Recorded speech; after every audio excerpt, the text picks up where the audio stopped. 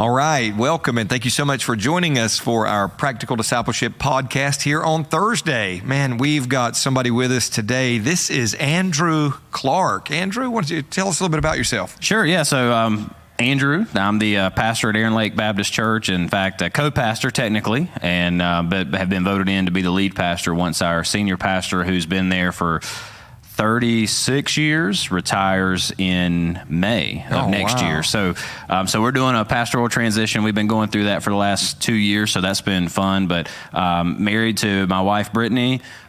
We have a daughter named Adrielle, and so she's 2, so we don't sleep that much at night, so she keeps us up quite a bit, but it's a good time. But born and raised in Elizabethtown, North Carolina. My wife grew up at Aaron Lake, so for us, that's really home. And so that's been a cool thing, but that's a little bit. Aaron Lake is an incredible organization.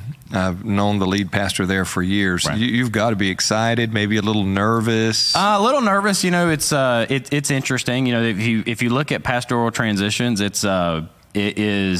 There's good stories and there's bad. There's horror stories. And really bad stories. But I believe that all of that hinges on how well your lead pastor, who's the outgoing pastor, leads through that. And Jeff, with his personality, it's been great. It's been seamless, really, for us, and our congregation there has been real receptive to it. Our staff has been real receptive to it, and so and nothing's really changed. It's just my schedule gets a lot busier now, and Jeff's schedule gets a lot lighter, which is how we wanted it to be. But it's been good. But yeah, I'd say nervous is probably an understatement. Okay. But at the end of the day, like I know that's where God's called us to be, and we're excited about it. So that's what'll keep you there. That's right. So Jeff he's less busy. This is Dan DeBruler, as you know. So that means Jeff is available to be here, so he can come and sit in on some of these. And do not think for one moment we're beyond asking him and knowing that his schedule is open to say yes. So Dan, what's going on with you, brother? Well, you know, I've been thinking, and this is one of those things that I do. I think a lot. Watch out. It gets frightening. And I know you guys you deal with a lot of situations and people and personnel and everything within the church, but just beyond the church walls, where we release people to go every single Sunday when we open the doors and we say we're done, and they walk out. They're walking into this world where from protest to politics to major decisions in the news made by leading Christian denominations, outrage is so easy to come by. And so when they come back, they're coming back with that stuff in their back pocket. How do you balance? Because, I've seen it in the lobby, and I can only imagine how it is for you. People come in, they say, you're not talking enough about such and such. Righteous indignation. How do you balance that? How do you balance your knowledge of what's going on with what they need to hear from the truth? And I can't speak for you, but very carefully, I'd say is how you balance it. In our current cultural climate, here's something that I think that I've learned is a little nugget, and I paid a big price for this little nugget. But I think that we have a tendency to feel like we have to have a response to everything that happens, that we have to have an opinion. And quite frankly, most things just aren't that big. Most of it is not anything that's new. It's something that the Bible has discussed and we've been teaching about for years, but to see how people easily get flipped upside down by some of these things as a pastor can be somewhat disconcerting. The interesting thing in our culture is if you respond, you're going to get in trouble. That's right. If you don't respond, you're going to get in trouble, i.e., everything that's happened in the year 2020 and probably everything else that happens in this year. So, yeah, I think for me, for us, we encourage our congregation all the time. Are we followers of whatever news outlet that we follow, or are we followers of Jesus? And so let's try to look at it through that way. The way in which we do our services and things at Aaron Lake, these topics do come up. We do expositional preaching. We go through books of the Bible primarily, and then we'll address some topical things like that as we go and kind of interchange those in and out. But I think at the end of the day, the more we can get our people, our congregation, and then just those in any of our churches to start thinking more biblically about these issues and say, hey, don't go off of some opinion channel and what political figures or leaders are doing. Like, let's look at it through a biblical lens and go from there. And I think, to me, that's the balance. And if we're getting upset because of something that is, not a real deep biblical issue, or I guess the way I would say it is am I upset because it's just not going the way, in my opinion, it should go? Or do I look at this biblically and say, you know what?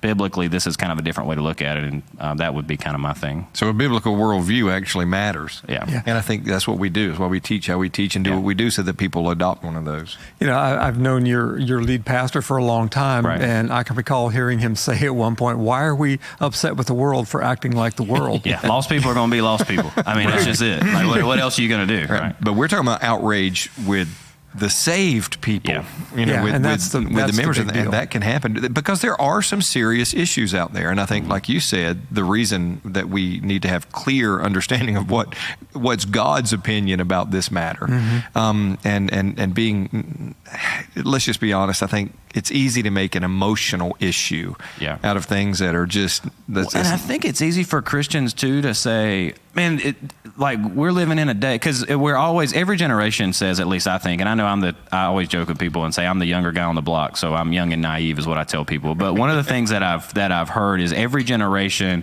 so far says something like, this is the worst culture that in the history of the world. Or if you even watch the news, it's like this. It paints this picture of it's bad. Well, no, there's always been issues. If you go back, like, we saw riots way back when. That's nothing new that didn't come just post 2020. Have you read the Bible? Been a thing. I was going to say, we're doing a study or on Wednesday nights, we're going through the book of 1 Corinthians. You talk about a messed up culture and a messed up church that was infiltrated by that culture. And so, like, the Bible does deal with those issues. So that, to me, that's the balance, and say, hey, how can we best paint a contextual picture of, say, hey, this is what they struggle with in Corinth or Ephesus or places like that, and then relate that back to today, and you see, hey, the Bible does speak to these things. And I think there is a sense of, I don't know if outrage is a good way to put it, but I mean, of being upset. I mean, there's nothing wrong with that. I think it's just what we do with it is the thing. Are we responding to people in a way that is just going to, put us on TikTok trending because we blasted somebody and hindered our witness to somebody else? Oh, that was good. So, yeah. So. I made the statement recently, and so what you're saying rings true. Most of the letters that Paul wrote were to fix problems or address issues in the church. So it's nothing new. It's not like, hey, the church back then was perfect. It would be if you didn't have people in it. But I think the outrage thing, I think we do jump on those emotional trains too quickly sometimes. Yeah, well, some of what I'm hearing you saying is that it comes down to actually leading our people. And if you think back, this is how Jesus started with everybody, follow me, which implied there were the leader, something to follow. But we get into the modern church context now, and we use disciple as a verb rather than a noun. See, to lead someone, they have to be a follower.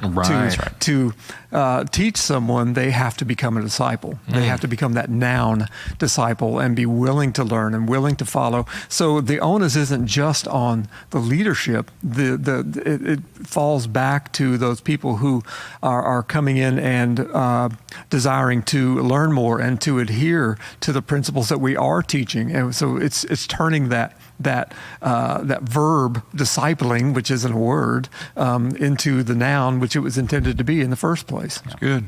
That's good.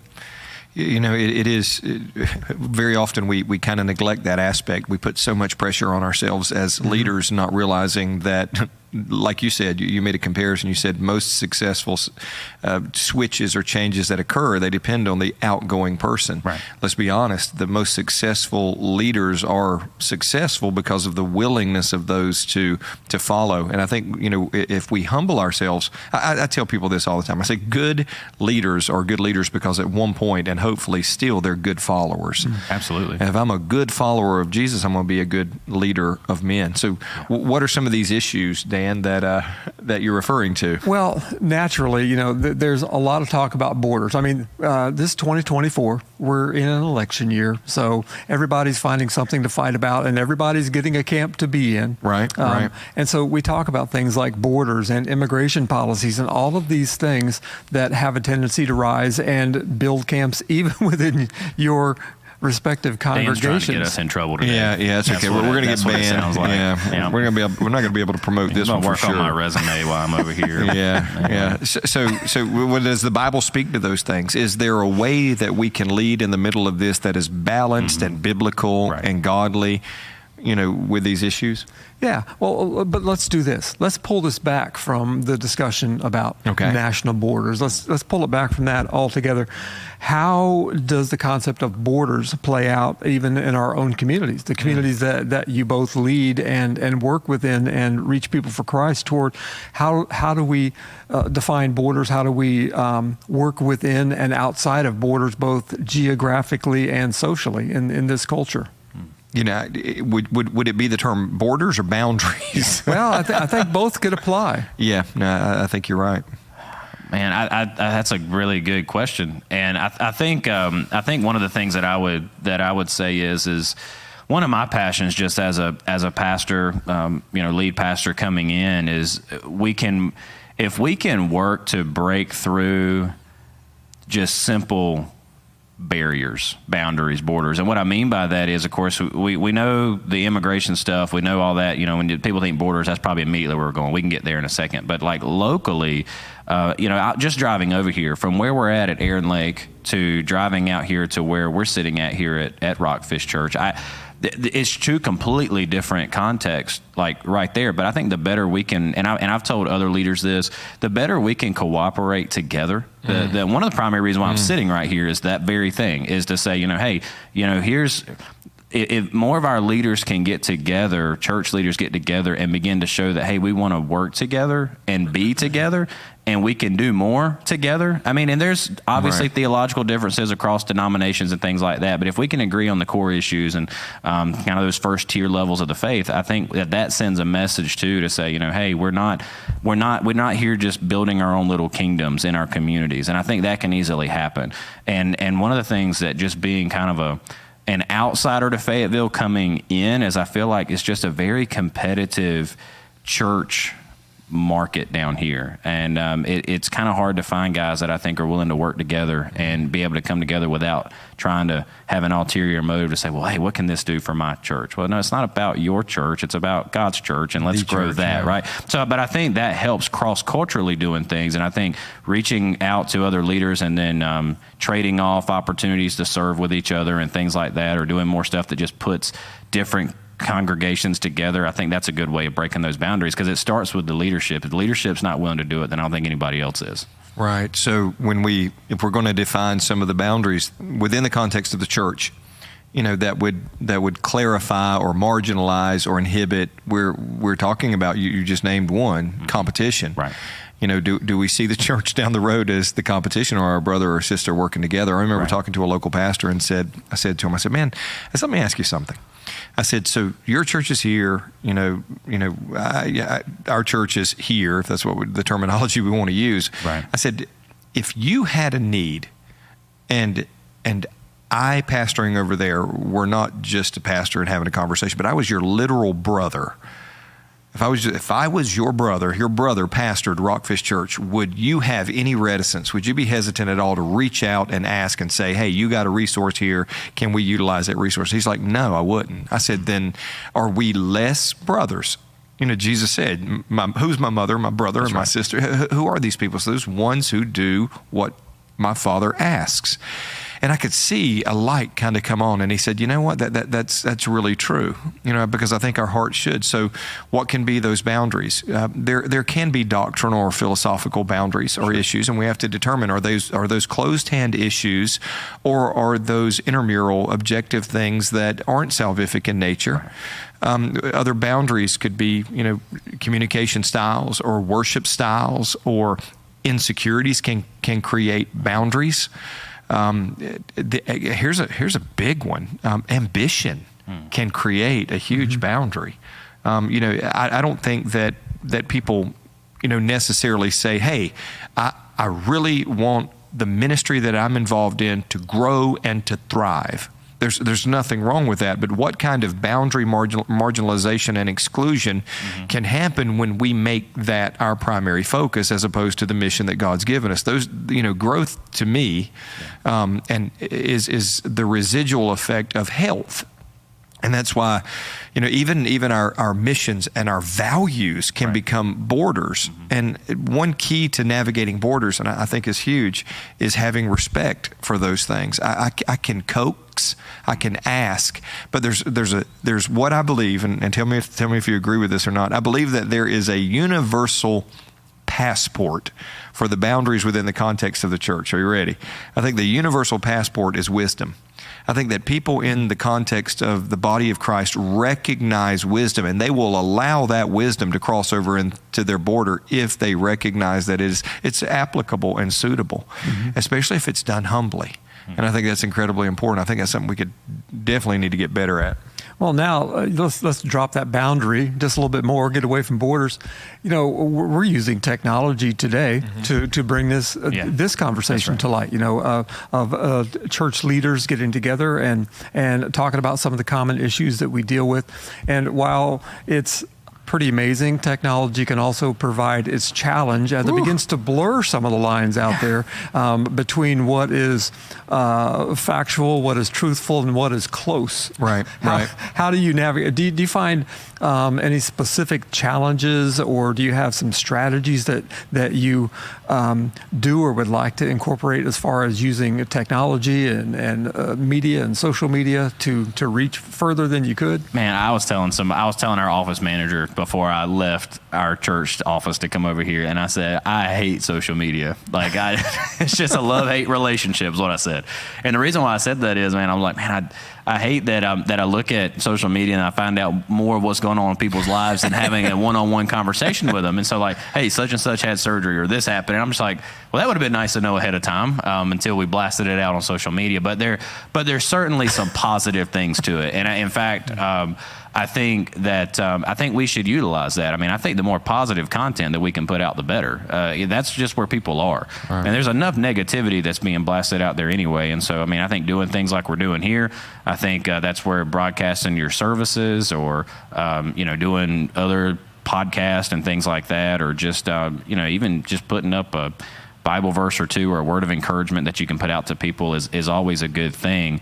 But I also think there needs to be a healthy balance in that as far as time spent on it. And, if you're not careful, I don't know about you all, but it's easy to sit. It's easy to sit in your house and let's say you got your TV on and you're just on your phone and you're just aimlessly scrolling for the next thing you know, I'll joke with my wife, Brittany, and she'll be aimlessly scrolling Facebook for 30 minutes. I'm like, you realize you've been on there for 30 minutes, right?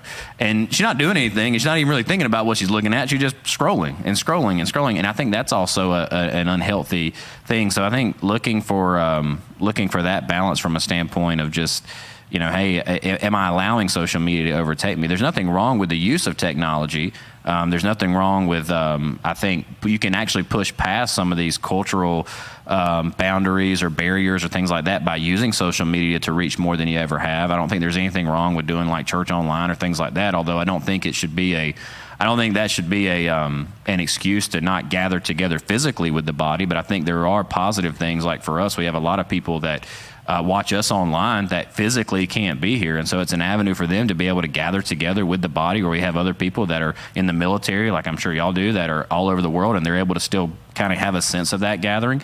And so I think there can be a good thing there, but I also think if we're, I think there should be a way of, I guess, just positive engagement, I guess, is the best thing I could say, because if social media does get a lot of negative things, but it can bring you together if you use it in the right way. Yeah, I think it can definitely keep you in the know. Yeah.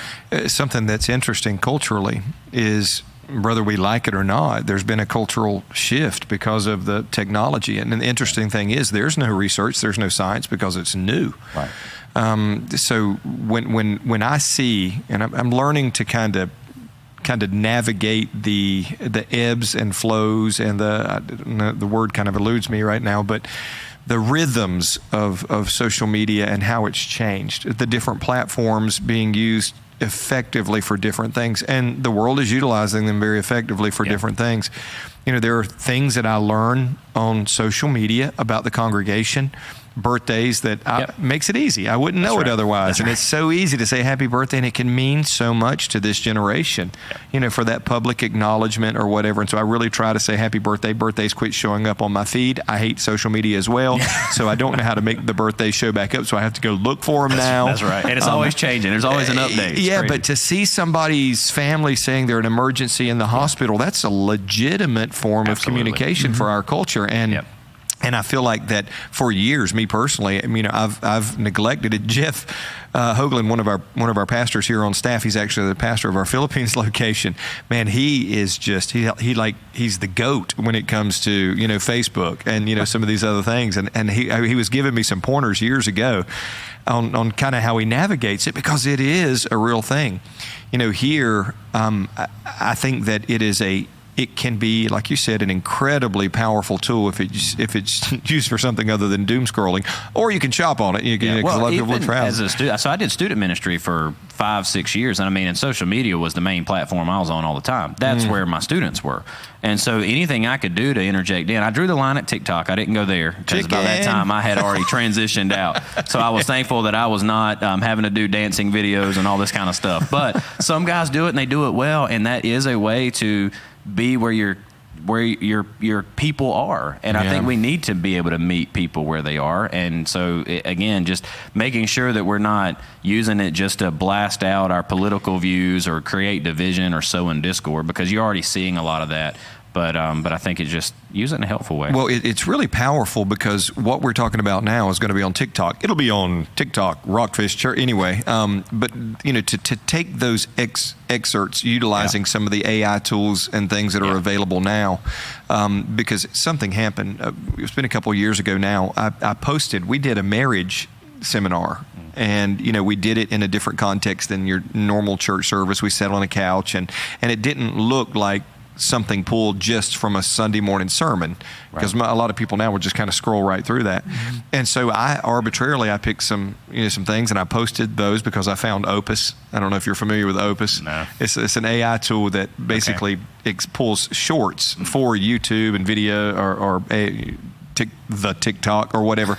And so I posted that thing, and about 700,000 people responded. Wow.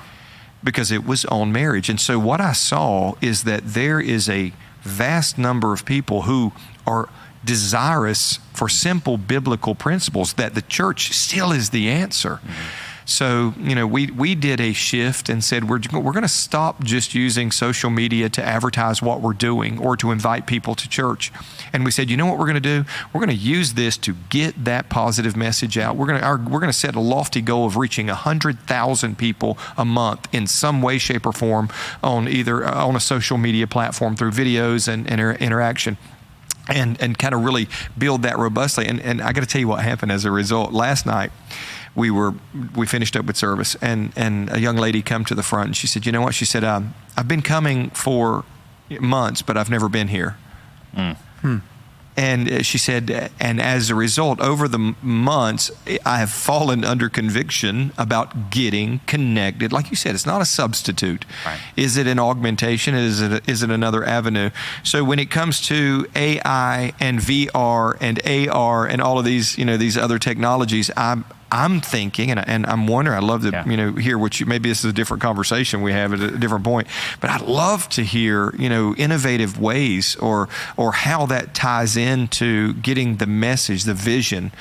I mean, it's hard, because a lot of people are reticent to bring this stuff to churches and to bring them to pastors because they're like, oh gosh, what are we going to do with it? So I feel almost compelled to be the one that almost leads the charge in I'll be honest, what can be very uncomfortable areas. So anyway. Well, there was a time when, the Thanksgiving dinner table, that's when everybody, including the crazy uncle, everybody came and the old He's adage, still there. No religion, no politics, and we have completely thrown that away on social media, and it's like, okay, religion and politics, let's do those. Let's keep them out there. Let's keep people divided.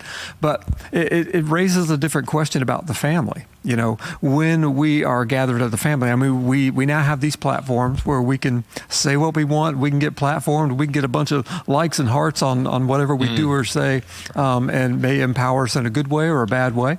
How do we work that out in our families? How do we deal with generations in our family? How do we continue to teach the young children in our home to revere the grandparents and to respect and love everybody in between in a culture that is so ready and so able via technology to tear one another apart? How do we bring that home? Yeah, and even the technology itself becomes an accusation from a younger generation against the older generation if you're not careful. Right. You say, well, you're not relevant because you're not up on social media and these things that are going. That's dangerous. I think it can be a huge, massively dangerous divide, and I think we probably need to face it head on. When it comes to that. So what you said is a really good question. Don't make Andrew, me answer that first. What do you think? Right. So I think it. I think as a parent, and I have I have a 2-year-old daughter, so I'm not even in this ballpark. But I think it comes back to parents still need to be parents, and I think one of the right. So Chat GPT, how to be a parent. All right, then give me an answer. So, but I think honestly, technology can really, I think, be a hindrance here because technology is great. We have all these forms of tools that we can be readily available and things like that. And, we can text our kids and even be in the same house. They're upstairs. Hey, come down here, and we don't even talk to each other. It's not uncommon. My wife and I went out to eat. We usually try to do a date night once a week. So we went to a local restaurant here and I looked over and a whole family just sitting around the table, all phones, every single one of them on some kind of device. That was my family. And it's, maybe. All right. So, but my point is like, I think we have to be disciplined enough to say, hey, we need to let's take 30 minutes. Let's take an hour. Let's actually, I think keeping the principle of still gathering around the table or saying, hey, we're going to be a family. Like we've got a sign in a thing that we got when we got married, but it was like, no cell phones at the table. It has a bunch of other little things on it. But the whole premise of it is, hey, let's be a family. Let's be together. And so, I don't think technology is bad, but I still think as the parent, especially from a Christian perspective, you are the primary disciple maker of your kids. Yeah. It's not your pastor. It's not anybody else at the local church. It's not your student pastor, director, whatever. It's you. We're lucky to get you maybe 5 hours a week, depending on how plugged in you may or may not be. If 5 hours a week may be better than most, maybe an hour or 2 hours a week. That's probably more realistic. Add that up throughout the year, and that's not a lot of time. But you have that ability to talk and be together. And I think in a situation like this, put the phone down, put the tablet down, I love technology. I'm up to date on technology. I say I hate social media. I'm all on it. I'm all over it. I know how to use it. I'm 31. I would not make it without it. I grew up with it.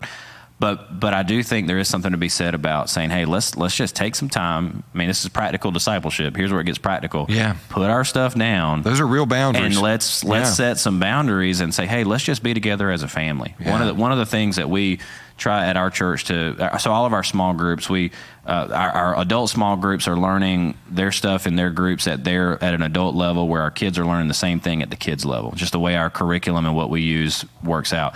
And so we challenge them, hey, once a week or whatever it may be, hey, just y'all talk about what you learned. Even if it's at lunch right after church, just put everything down, talk together, and then see like how you can relate to what you just went through with each other, and then let that drive some conversations. I just think be together as a family is important, and try not to let technology overtake your life, because it easily can. I mean, if you're like me, you're always on a computer or something. Yeah, so. and there's a big push, and I understand it, I get it, but even when it comes to discipleship, article I was reading today was in my inbox about, what happens when discipleship goes online. Should it? Again, I think there's a place, but these are the real boundaries. These are the real borders. How much do we allow the world's influence and the way people are doing things, into our, I'm not just talking about our lives, into our families. My kids, they didn't get cell phones. I was talking to somebody earlier who their child was attending a public school. And, in public schools, many of them don't have textbooks anymore. And I'm going, okay, what do they use? Well, they use, computers. And right. so guess what the kids are getting in trouble for? They're doing what kids do, which is look. It's like giving this buffet and laying it out in front of somebody and saying, okay, don't eat that. Does that sound familiar? Yeah. Anyway, we're throwing it out there, and that they don't have self-control. Right. Because I think boundaries are good to establish, and we need to establish, but they got to be more than philosophical boundaries. So what are those boundaries, number one, and then what are the enforceable, the realistic boundaries that we have? For my kids, you will get a phone when you have a car, which is when you'll need a phone. So those were kind of triggers, and now I've got one who's about to get his license. He's like, okay, good, I get my phone, I get my car, I'm free. I'm going, no, that's not the way it works. But then we'll just set a whole different set. And it's coming together, creating expectations and say, hey, this is what we're going to do, and they're clear and defined. Yes. And I think it's just like in your marriage, like everything in a marriage comes back to proper expectations, right, with you and your spouse. How do I expect you to be my wife? How do you expect me to be a good husband? Like, what are these clear things? And then knowing we're all on the same page. Yeah. And so I kind of use the analogy with my children. They had training wheels, then they have a bicycle, and those are all prerequisites to, and that's what the boarders do, is to prepare them for the next extension of freedom that they're going to get. How do you earn that freedom without that freedom killing you? The freedom kills a fool. I mean, that's just true. I mean, you just turn, like I said, laws are only good for law-abiding citizens. If you bring people, we talk about the big borders, if you bring people who don't respect the laws into a country of laws, you're not doing yourself a favor, and you shouldn't expect them to abide by the laws. Right. That's why you have the integration and the teaching, and that's why that stuff is important and necessary. And I hope people are logically thinking that thing through. The Bible, God established boundaries. God established borders. Those were his ideas. Right. He separated people to, even with the nation of Israel, he said, come out from among them and be separate. Yep. You're a different people, and you need to do things a different way, and you need to be careful how effectively those other influences are influencing you. And it bit them in the bottom over and over. Yeah, and look, there's nothing wrong with, like, I mean, I am not one of these guys, and will never be one of these guys, or at least I hope. But they say never say never. But I'm not one of these guys that say, hey, as a Christian, you can't listen to secular music, or you can't watch secular TV or anything like that. I mean, I could go into a whole list of stuff when I tell our congregation in a sermon series about movies that my wife and I like. We like horror movies, and we like the crazy one. But like, people look at me like, wait, what? We can do that? Like, Harry Potter's not bad? No, it's not. It's okay. Just teach through it, okay? So, but anyway, but it's, and we laugh about that. But I'm not saying you got to be one of those Christians that just shut out. I mean, there's some, you just need to know how to navigate through it. Like you said, set the proper boundaries, and understand that, it's like the Ten Commandments or anything else. Like, I was reading that the other day in my own personal time with the Lord, and I was like, God put these up like we have guardrails on the road. I'm so thankful that when I'm on the Blue Ridge Parkway, there is a guardrail, because it is a long way to the bottom, and that is a bad decision if you go off the side of the road. Yeah. But so my point is, same with this. Like, God's not trying to say, hey, you don't enjoy life. It's just, hey, I've created you. I know you better than anything. So therefore, here's the framework in which I'd like, I need you to do these things. And I still think you can have a good balance of things that are culturally going on. You can, like social media and things that you could say are kind of the world, but then use those as a good influence in your own Christian life. I think you can do that with a proper boundary border. Yeah. So. Man, you keep talking, and I might lift the Harry Potter band in my house. Yeah, I mean, hey. Well, you're talking about it, and you actually said it, and that's self-control. Whether you're dealing with people or you're dealing with issues, or you're dealing with the boundaries that seem to not exist on social and technological media, what are some practical ways that you, in your own life, have learned to cultivate self-control? I mean, it's the fruit of the Spirit, but it comes down to us. The first word is self. Right. How do we how do you navigate self-control? How do you navigate setting the boundaries you need to set, even for yourselves, as you engage in all those different circles? That's huge. That's important, because that will create the culture in your home. That'll create the culture in your organization. Something I realized very early on is discipleship. That first word of discipleship is a dirty word. It's discipline. Right. And that's the aspect that we don't want. Those who are disciplined, and what is the manifestation of discipline? What is discipline? It's being able to control the impulses of yourself that don't want to do, or that don't want to do what you know you need to do or should do, or want to do what you shouldn't do. So why self-control? Why is it such a powerful fruit of the Spirit? Simply put, because either you're in control or He is. It doesn't happen at the same time. So, for me, I do have a lot of boundaries. There's certain things that I don't do, depending on what denomination. I remember somebody saying, hey, alcohol is evil. I'm going, okay, hang on. First of all, let me clarify. I don't drink, okay? But I don't drink for probably different reasons than a lot of people. Yeah, I don't drink. Yeah, okay, sorry. I don't drink because I'm Irish, which means that I don't just drink a little. I would have to drink a lot because of lack of self-control. So I avoid that. Yep. But not only that, there's a perception as a leader aspect of that. And there's misperceptions that can occur. So it's not that important to me, so I have placed a personal boundary that says I'm not going to do this in order to not cause other people to stumble. Right. So when we talk about self-control, I think that one thing that will really help us one tool that will help us walk in self-control is when we do it out of consideration, not just for our well-being, but for the well-being of those that we encounter and those that God has made us responsible for, or gave us influence in their lives. Yeah, I'm the same way, and I 100% agree. I mean, I was sitting here thinking, I was like, when you look at the life, I'm not trying to be the overly spiritual guy here, but here it is. When you look at the life of Jesus led. I told somebody at our church this last night. Jesus led more from his knees than he did standing up. And what I mean by that is Jesus was on his knees praying to God more often than we see him actually going out and ministering out to the masses. Now, of course, he spent time with the disciples and all that, and that was behind closed doors, but Jesus was plugged in. And I think that goes back to the discipline part. And I think when we see Jesus is spending time devoted in prayer, he's spending time asking for God for, wisdom and direction. And you're like, well, Jesus was God. Why is he doing that? He's showing to us that we need that same discipline in our life, I think. I think that's one of the biggest things. And so for me, and I'm very open and vulnerable. We do recovery ministry, and one of the biggest things we do at our church is our recovery ministry. It's main avenue for our church, Recovery Alive. And so one of the things that I'm very open about is, man, I struggled with a pornography addiction for 15 years or 13 years. And that started whenever I was in middle school, and it went all the way through to, I guess, my sophomore year in my undergraduate in college, and when I met my wife. And then, but I have to set very strict boundaries on myself, very much like the alcohol thing. Like I don't drink. I did way back when. I tell people I drank before I turned 21, and when I turned 21, I stopped.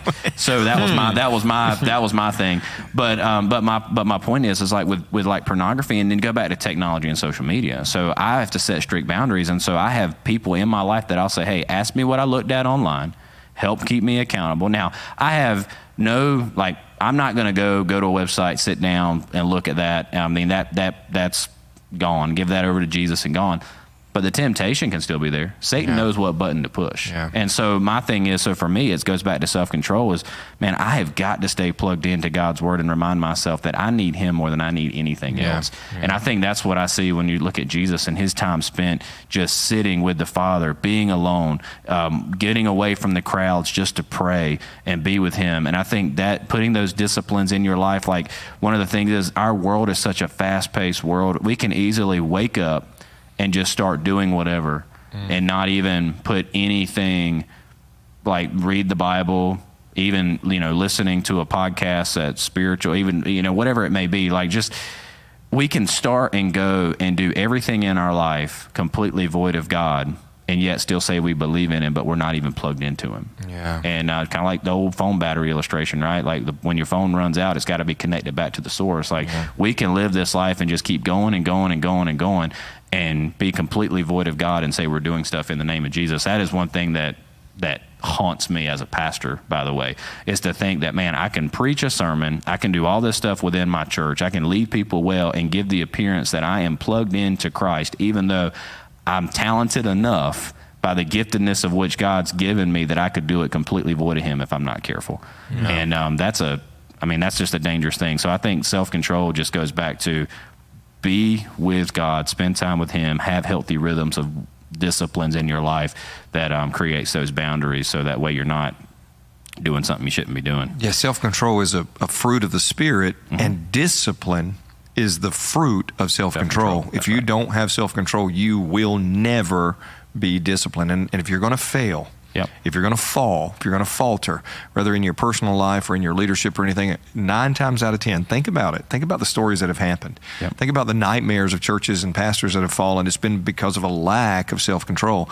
The inability to tell yourself no, to create a boundary based on the Word of God and say, you know what, I'm not going beyond this boundary. I'm not going to do this. I remember David said, I've made covenant with my eyes that I will not sin against you, God. I'm not sure if that was before or after Bathsheba, but anyway, we need to have these boundaries established in our lives based on the Word of God, and then the fruit yield ourselves to the power of the Spirit to say, okay, produce this self-control, keep me under. Like you said, we need help doing that. That comes in and building in that relationship, but that discipline, or self-control, the fruit that it yields.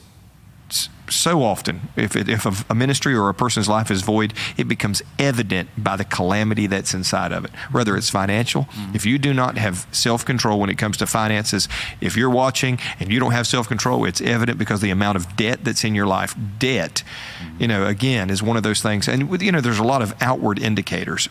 Addiction, debt, bad relationships, and bad relationships generally happen because of bad interaction because we can't control our little pink flounder in our mouth. So how much hinges on that when it comes to responding? When it comes to, I hear things on the news all the time that inflame me.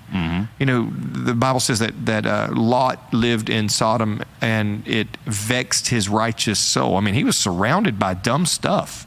Noah, a preacher of righteousness in the middle of probably what wasn't righteousness, but he kept doing what he did with successful borders and self-control.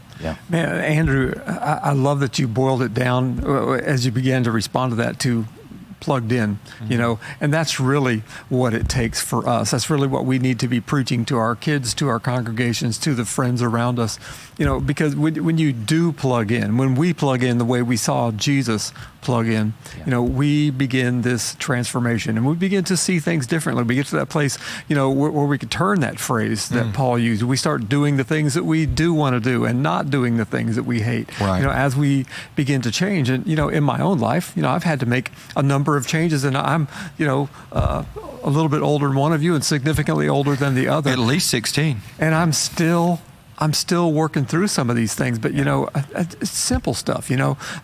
Changing which things I subscribe to email wise, because I know my tendencies, and whether that's, a tendency to find something that's going to inflame or enrage me, or to buy something that I really didn't need, or even as I'm driving down the street, coming to work at a church or a Christian radio station, and there's a female jogger on the side of the road. It's like, I have to physically make myself not look. It's not that I needed to look. It's not that I'm going to do anything about the look. It's the fact that I do. And when you begin to change those patterns, when you begin to put those things under the control of the Holy Spirit instead of under the control of yourself, and you begin to change your life's trajectory. So I think it's really healthy, and plugged in is a great way to describe that. One thing I notice about you, Dan, and this is incredible. I'm just going to toot your horn for you a little bit, but even at your just a little over 16 years of age, you're still learning. I see you delving into and taking the initiative to learn, and I get to see this firsthand. It is a huge encouragement to me, because it's not an anomaly. You have been a lifetime learner, not only of things but of people.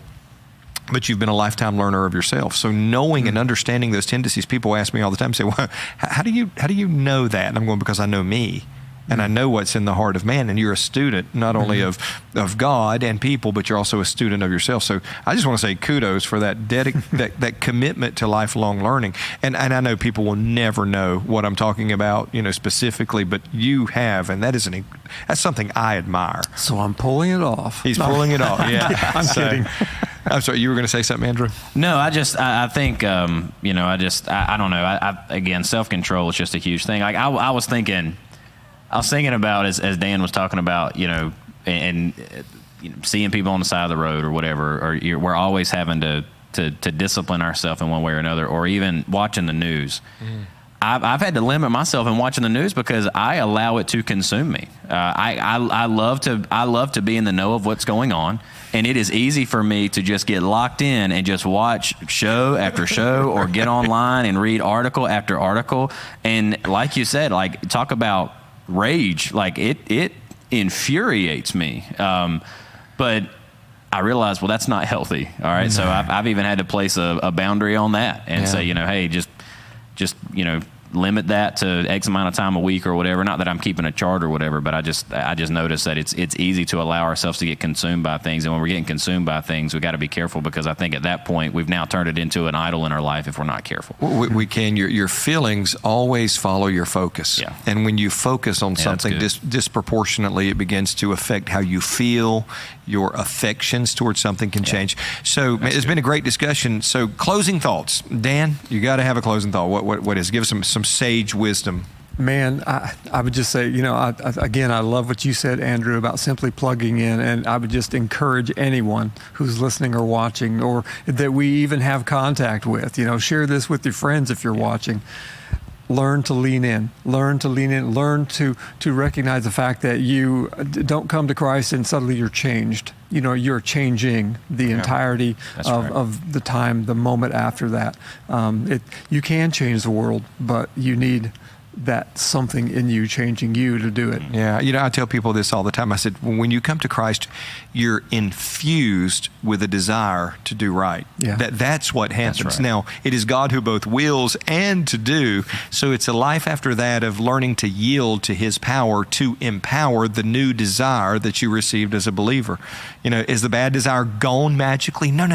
But that new desire is there and growing. Yeah. Like a mustard seed. Yeah, we're all prone to wander, right? We can drift easily if we're not careful. And I just think going back to asking the question of, how can I stay plugged in? How can I set these boundaries, whatever it is? And it's different for everybody. Right. We all have our different things. But I just think that in a world where we're constantly all about reaction, I think the more we can be wise and be slow to respond, slow to anger, right? As we see biblically, I think that's always a good way to live. So it is, and fix it quick.